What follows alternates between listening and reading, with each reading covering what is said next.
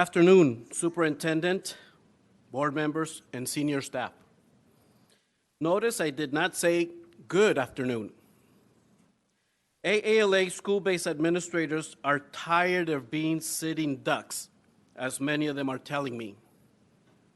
In general, students are blatantly ignoring and disrespecting school personnel. More and more students are bringing dangerous, illegal, and lethal paraphernalia to schools. Parents and guardians are disrespecting administrators in front of the students and at alarming rates. Moreover, parents overall have become less vigilant and not monitoring students and their belongings when leaving home. Since the resolution to defund school police was passed, I knew it was only a matter of time before our members, my members, were negatively impacted. It is shameful and a travesty. One of our principals was violently assaulted by a parent in broad daylight on the very campus you have vowed to protect. To make matters worse, one of our assistant principals was brutally assaulted by a student. Board Member Ortiz, here is a clear example where restorative justice failed miserably. 2 rounds of restorative circle time were had with the student in question. Nonetheless, the student's fixation to attack the administrator was greater than the elusive restorative practice in this case. These are true and verifiable truths from the crypt, unlike the fictional fantasies of school police brutality told to you by paid and professional outside organizations, brainwashing susceptible and impressionable youngsters. I challenge you to ask for names of school police officers that have allegedly violated the civil rights of students. The reality is neither the student or the organization will ever name an officer because they know there are consequences for slander and libel.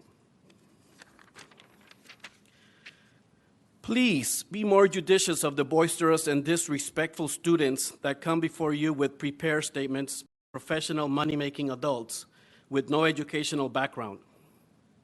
Remember to keep in mind, no one is never named in these outlandish stories, nor will they be because you are being told fabrications.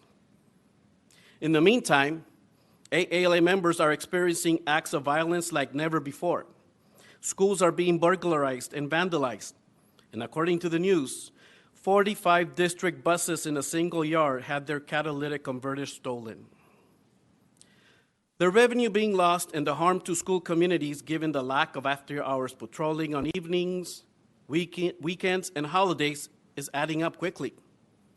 The theft and vandalism are on the rise because of your direct actions undermining adequate safety and supervision.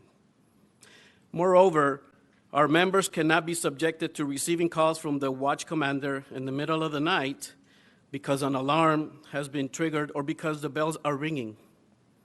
I think we can all agree it is not safe during the day in some of the communities we serve, and much less in the middle of the night.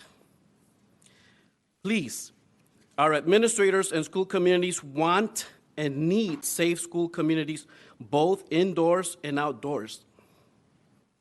And remember, the board and then Superintendent Buettner ignored the task force results and recommendations that the voices, and they silenced the voices of students, staff, and parents. It appears the former and celebrated Chief Ramirez was silenced by senior leaders. Former Chief Ramirez seemed to never appear before you or at any of her departmental roll calls. Ironically, she was known to speak at paid events outside of the district, touting the wonderful things happening in LAUSD. Meanwhile, no one has been telling the stories of the hundreds, if not thousands of students and employees being physically and emotionally hurt, verbally harassed, and mugged in and around our schools.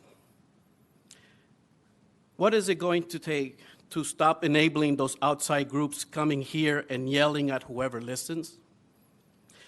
2 of your colleagues continue cheering, co-directing, and enabling this false narrative as evidenced this past Tuesday at Mann Middle School. No, this behavior was disrespectful and hurtful to our members.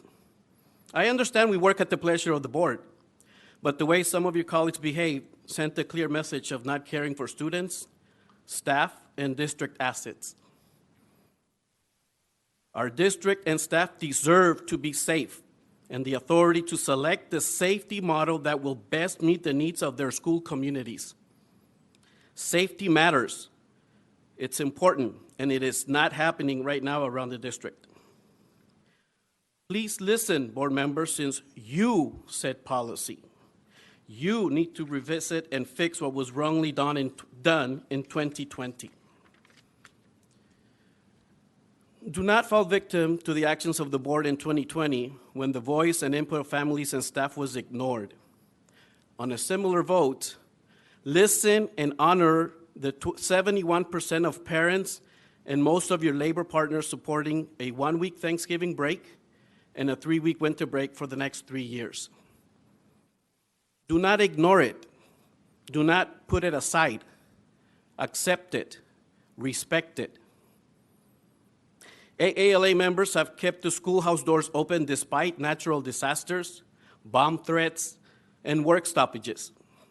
It is no secret not all labor partners have been there all the time.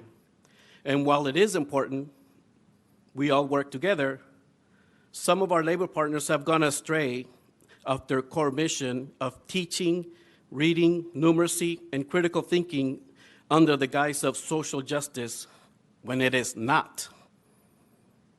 I welcome the opportunity to continue these tough conversations publicly and in formal meetings. Lastly, I challenge you to regularly have Chief Zimmerman present to you here and at the Committee of the Whole to foster transparency, openness, and a two-sided dialogue. I am also requesting an analysis of 2020 ISTARS and service calls by board district and local or / district or region be shared with me and the public. I think an interesting, daunting data picture will arise. The public deserves to know this important data to counter the rosy social media posts we often see.